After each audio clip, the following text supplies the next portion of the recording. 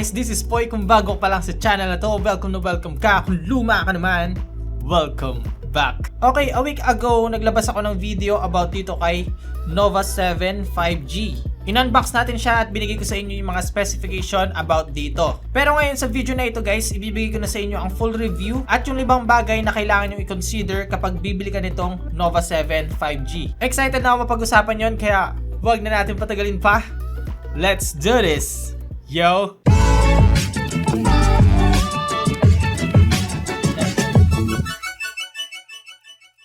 Okay, so wag na tayo magpaligoy pa. Umpisa na natin guys sa isang bagay na nagustuhan ko dito, which is yung kanyang design and yung build quality. So meron tayong dalawang kulay na pagpipilian. Unang-una itong space silver and yung pangalawa is yung midnight purple. Pero sa taste ko and sa style na gusto ko, ito yung nagustuhan ko, yung space silver. So actually wala naman siya masyadong design sa likod, pero yung reflection niya guys, yun yung nagpapa-premium, yun yung nagpapaganda sa kanya. For the build quality, nagustuhan ko naman dito guys is yung kanyang back design sa likod. Back, tapos likod pa.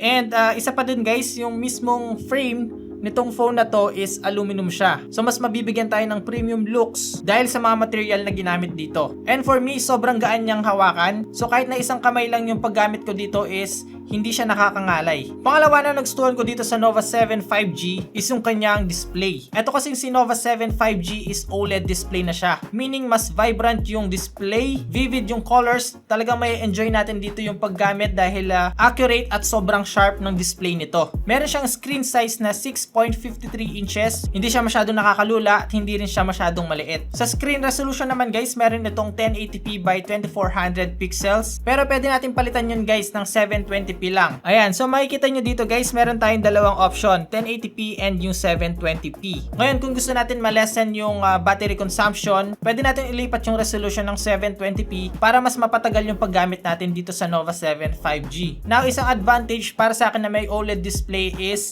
yung kanyang always on display. At hindi lang yon, kasi itong Huawei Nova 7 5G is in-display fingerprint scanner na. So check natin guys kung mabilis naman at accurate.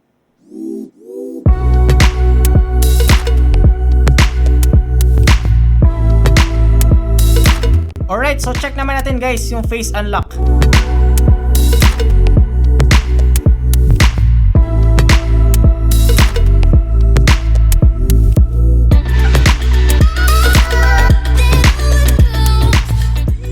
Now, let's see kung okay naman yung tunog ng speaker nito. I'm a love giver, searching for glory, I'm a strong winner. Throw me the ball cause I'm a hard hitter. Only be swimming in the deep river. I'm a love giver, holding on to all the best things in life. I'll be pushing on through every second in the night. I'll be reaching out. Pwede na guys. Every moment in the Pangatlo naman is pagdating sa performance nitong Nova 7 5G. Hindi ako magrereklamo sa chipset na nilagay nila dito, which is yung Kirin 985 na 5G supported. Para sa max speed nito guys na 2.58 GHz, decent amount na yon para makapag-run tayo ng mga high-end games. So yung pinair nila sa 4000 mAh battery nitong Nova 7 5G is meron siyang 40 watts supercharge. Meaning guys, in just 30 minutes, ma-charge na tong Nova 7 5G from 0 to 75 to 80%. Well, gaya na nabanggit ko sa inyo kanina, kung gusto nyo mapatagal yung battery nito, i-switch mo yung resolution nito guys ng 720p. Yun talaga yung isa sa mga na-appreciate ko dito sa Nova 7 5G, yung kanyang supercharge na 40 watts. Nowadays, yung mga phone na nire-release ngayon is focus na din sa pag-charge ng mabilis. At hindi naman tayo binigo nitong Nova 7 5G kasi yung 40 watts supercharge na yon is malaking bagay na yon sa isang mid-range phone. Kasama sa mga dapat nyo i-consider guys is yung kanyang storage. Sobrang laki na din ng 8GB of RAM nito, samahan pa ng 256GB of storage. Now, take note lang na itong si Nova 7 5G hindi siya expandable. Pero kung tutusin yung 256GB na storage na yon, hindi ko na masyadong mauubos yun ha. Decent amount na din nun para makapag-download tayo ng mga favorite natin applications or even kapag nagtitake tayo ng pictures or videos. Pagdating sa gaming experience, sinubukan ko itong Nova 7 5G sa PUBG Mobile. And yung expectation ko guys na magkakaroon ako ng smooth experience, nakuha ko naman siya kasi yung PUBG Mobile dito sa Nova 7 5G, kaya niya mag-run ng HDR graphics graphics, tapos yung frame rate niya is ultra. So what do you expect sa ganun configuration? Of course, magkakaroon tayo ng smooth gaming experience pagdating dito. And alam naman natin lahat guys na itong PUBG Mobile, isa ito sa games na nagre-require ng mataas na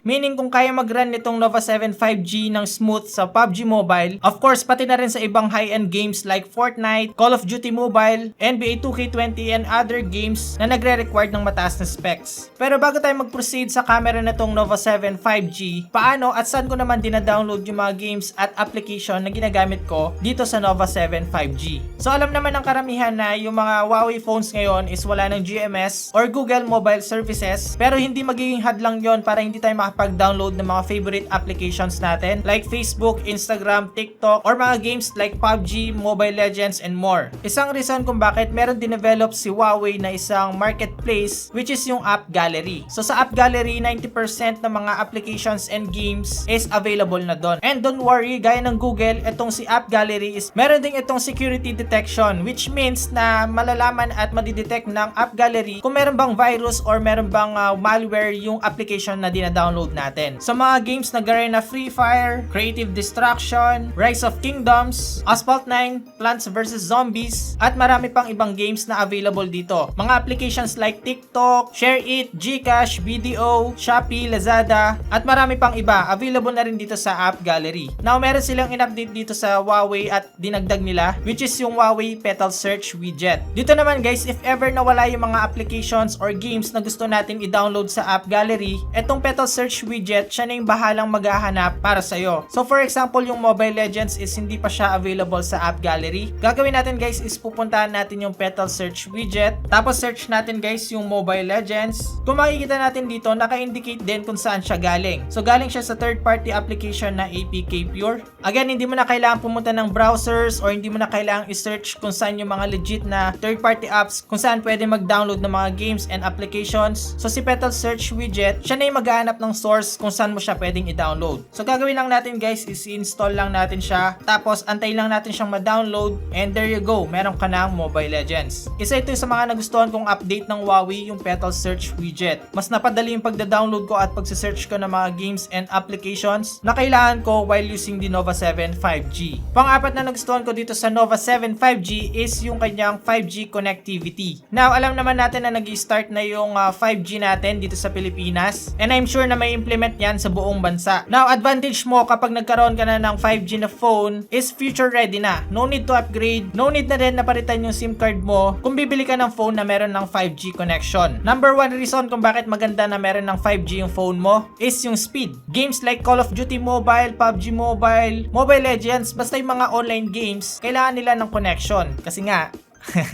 online games nga, di ba?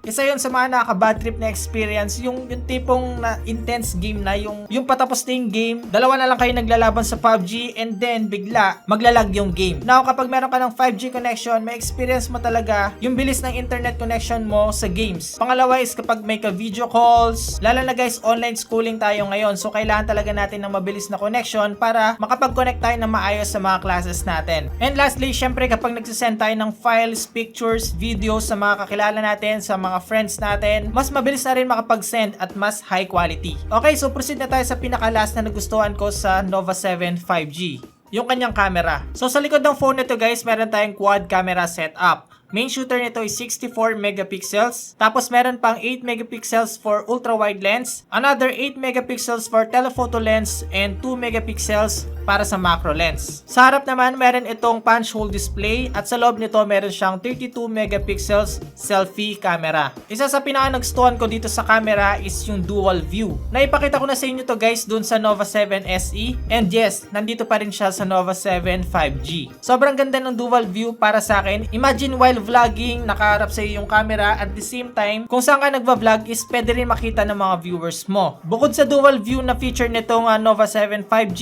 is yung kanyang night mode sa selfie camera. Mas less yung noise kapag nagtitake tayo ng pictures sa madilim na environment, and para sa akin nagustuhan ko siya. Para sa video mode, meron itong stabilizer. Tapos ang maganda pa doon, we can shoot 4K resolution dito mismo sa 64 megapixels na camera ng Nova 7 5G.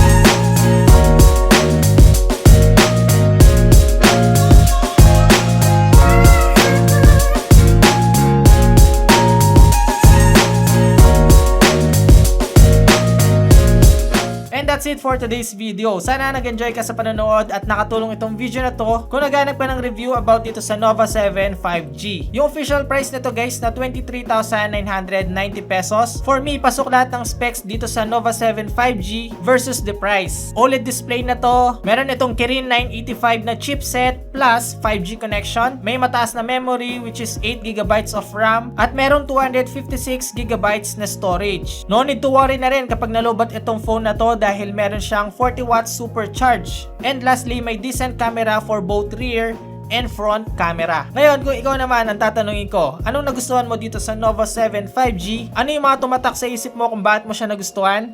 Comment mo sa baba. Pag-usapan natin yan. At kung gusto pa ng ganitong klaseng video, pinapala ko na sa'yo. Kaibigan, mag-subscribe sa channel na to. Huwag mo na rin kalimutan mag-like, share, comment at yung notification bell para updated ka pag meron tayong bagong upload. Again, this is Poy, unboxing anything just for you. Hanggang sa muli nating pagkikita. Nice!